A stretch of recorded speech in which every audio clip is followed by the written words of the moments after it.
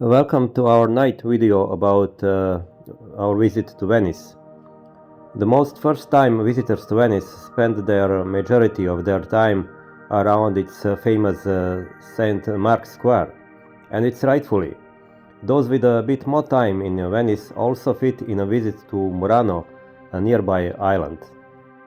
We have just passed under the Constitution or Calatrava bridge named by its Spanish designer, which connects Piazza di Roma with the railway station Santa Lucia.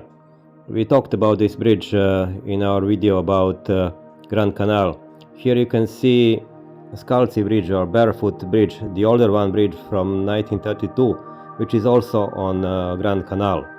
So you can see that our journey to the Murano Island started at Grand Canal, and we took a Vaporetto boat at Piazza di Roma, and it was about 9 o'clock in the morning, and maybe it's a good solution if you want to see as much you want in one day in Venice, to go to your first trip in the morning early to visit Murano, and then come back to see the rest of the Venice. But you need a little bit of experience to manage all of this in one day. I recommend you strongly to install on Google Play Store AVM application for the public transportation in Venice. There is a route planner, and it works really good, and you can plan your trips during your stay in Venice. It works much better than Google Maps. We used our 48 hours ticket for the public transport, and it enabled us to use Vaporetto boats as much as we wanted. So you can use it to visit Murano and Murano Island also. It costs 35 euros. You can use a one-day ticket with the cost of 25 euros. At this moment we are not anymore in Grand Canal. You can see the bridge Tre Arche, which is in Cannaregio Canal, which is on the left side of Grand Canal, and it will lead us to the open sea, or better say to the open Venetian lagoon. You need about 1 hour ride by Vaporetto boat from San Marcos Piazza to reach the Murano Island, and it is a very pleasant ride. If you like boats, that's a great choice for you.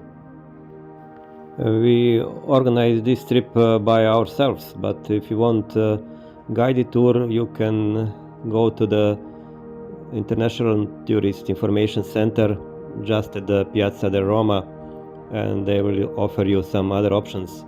I think that's trips to the Murano and Torcello about 25 euros.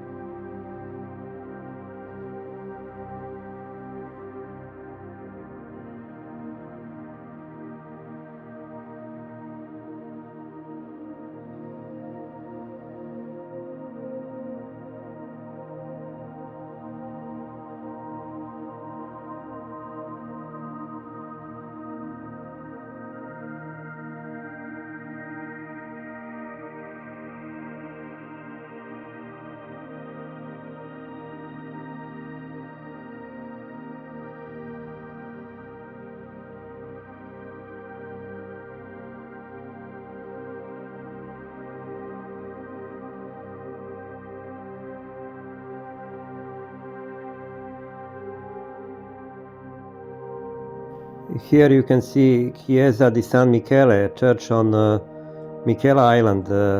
It is the cemetery of city of Venice.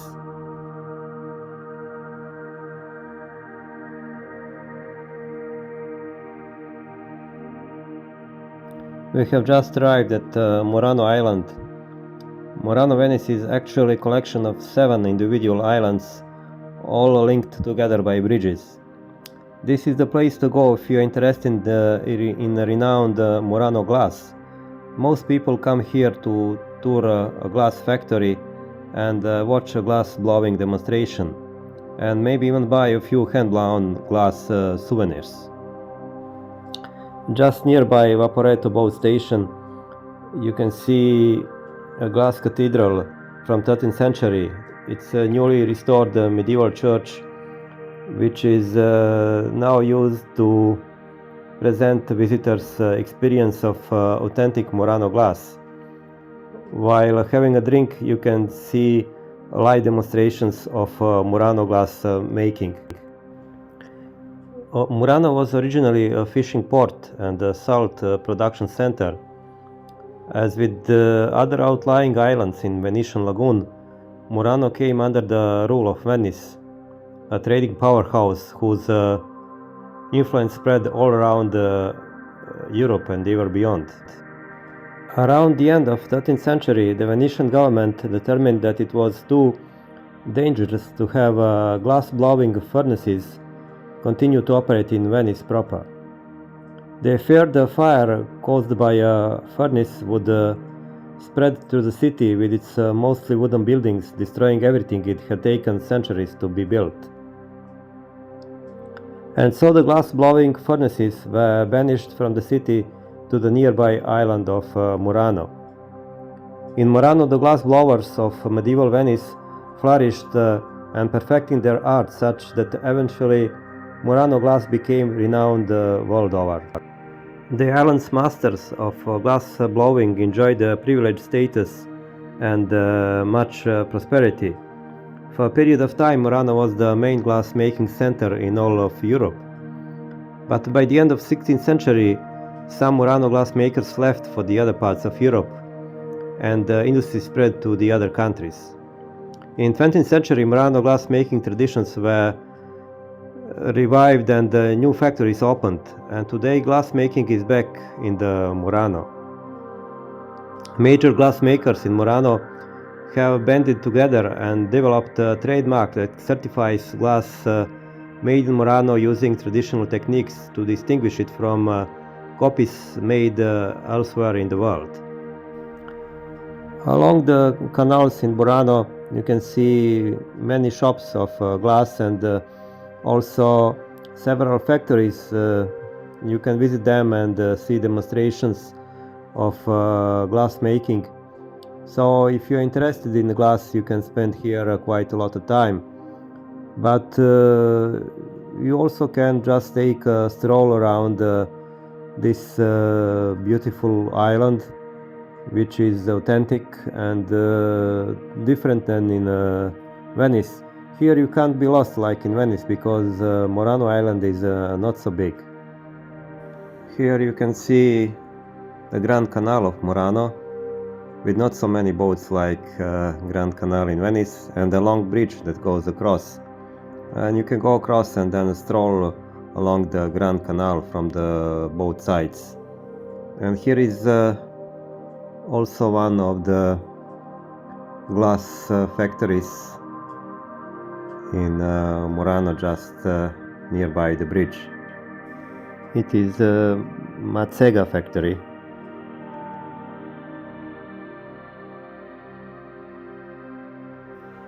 Here is amazing view from the long bridge across the Grand Canal, and it is definitely the best view in Murano.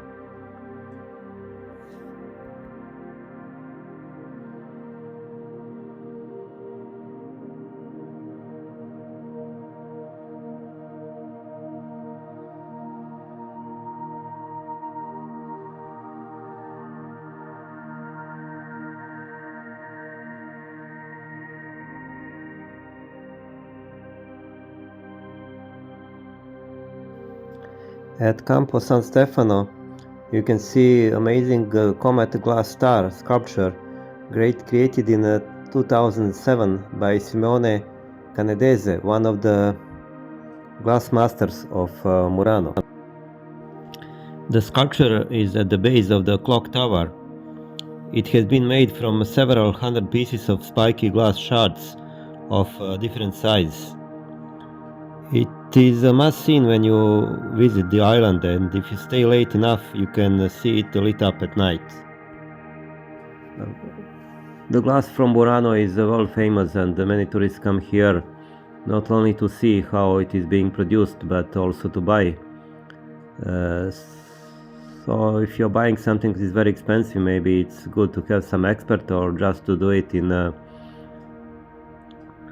places that are famous and have a long tradition.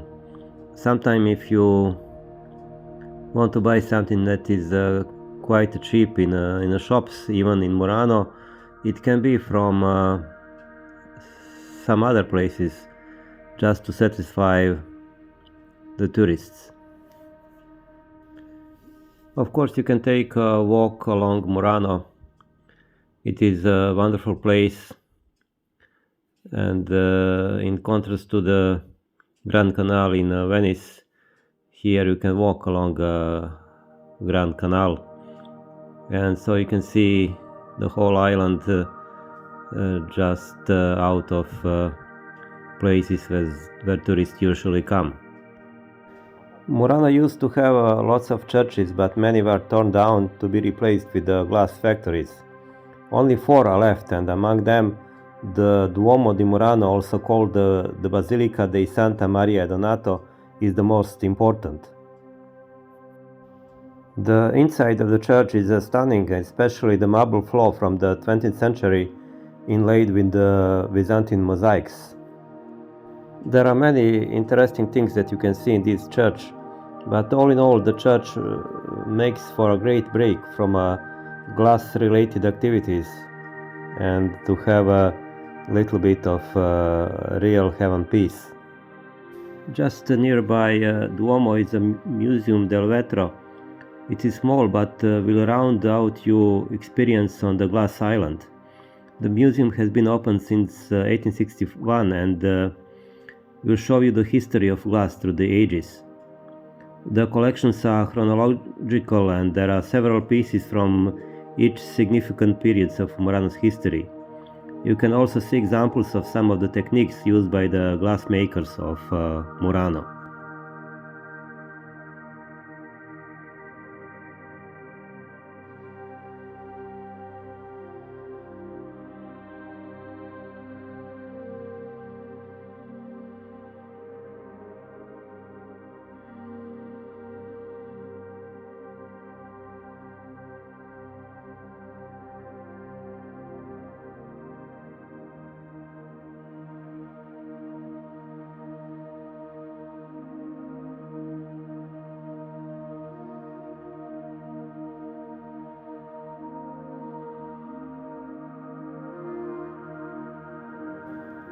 We also took a walk all around Murano Island.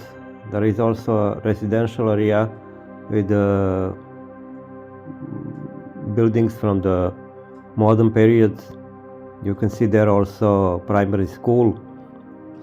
So it is a small city in very small island.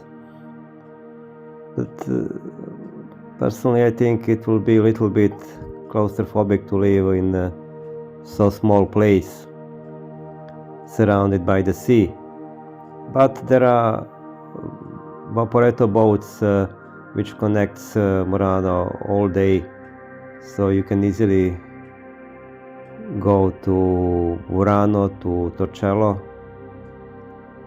and you need about 1 hour to visit the Venice from Murano.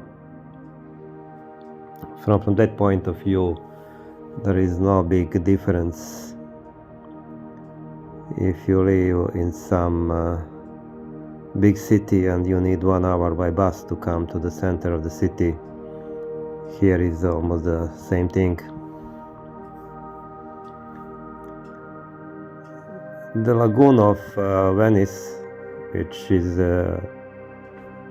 around Murano, is not the sea where you can swim like in many other Mediterranean countries. The color of the water is a little bit dusty. I don't say that it's not clean, but generally it's not for the swimming. The only place for the swimming in Venice is Lido di Venezia. It is the island. You have a video from us about Lido di Venezia, and there is a long beach about 7 kilometers, and it looks to the open Adriatic Sea. And even there the water is not so clear like in Greece or in Croatia, but it is a good option if you want to stay in Venice for the summer holidays.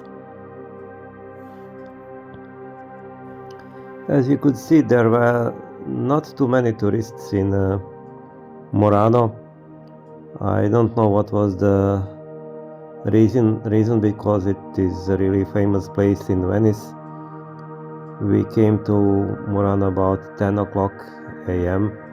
and maybe the reason is that the most of tourists take trips by private boats, and probably those trips start from Torcello, then go to Murano, and after that to Murano.